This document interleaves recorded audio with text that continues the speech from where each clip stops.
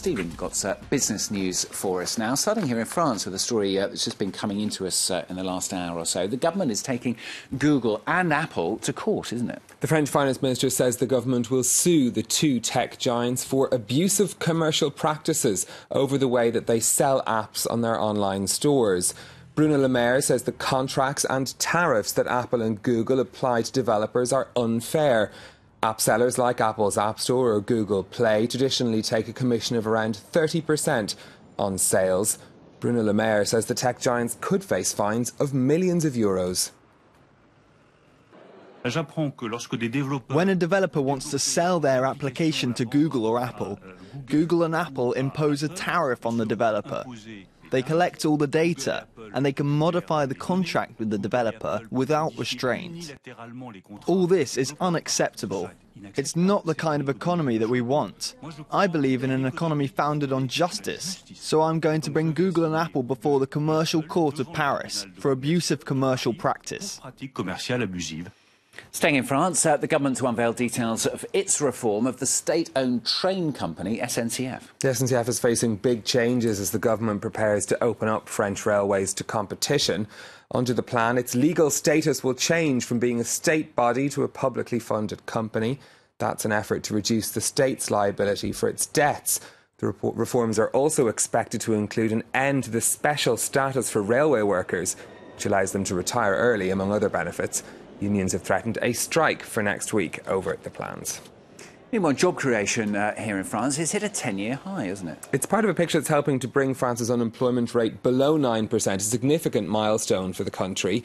Almost 270,000 jobs were created in 2017, and hiring even picked up in the industrial sector for the first time since 2001. Brian Quinn has the story. From this small French village, a high-end kitchen appliance company sends its products around the world, 1 million of them per year. The company is German, but they prefer hiring in France. Honestly, it's cheaper to produce here in this rural area with well-experienced people. They are very fast, and in total we have to pay less here than in Germany. The company is so fond of France, it's just doubled the size of its factory, going from 180 employees up to 350. A sign of the times as France comes off its best year for job creation in over a decade.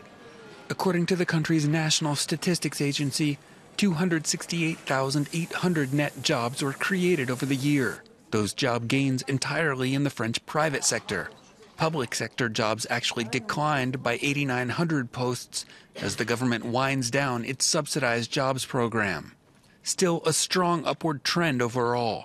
2017's numbers are more than 15 times better than just 4 years ago. The main sectors driving that growth: services, which added nearly 170,000 positions, and temporary work with 56,000 posts. Even agriculture, a sector battered in recent years, added jobs. The gains visible as well at the unemployment office, with official jobless figures down to 8.9% in mainland France. The first time it's beaten the Eurozone average in a decade. Well, let's take a look at what's happening in the markets for you next. European shares opening in the red after the sharp falls that we saw on Tuesday. Technology shares seeing the biggest falls, potentially after those comments by Bruno Le Maire about Apple and Google. Shares in Adidas, though, opening up almost 8% after the company said they expect their profits to rise by up to 24% in the next 3 years. Asian shares mostly in the red today as well. Fears of trade tariffs there resurfacing for investors. Not much optimism around, despite good news from China's industrial sector, which showed strong growth at the start of the year. And finally from Stephen, Google is decided it's going to ban ads for cryptocurrencies. This is like Bitcoin, isn't it? It's part of a broader crackdown around marketing of high-risk financial products. From June of this year, Google won't accept ads for cryptocurrencies or related content, including things like initial coin offerings. The online giant is also banning advertising for investments known as binary options, which have an all-or-nothing payoff.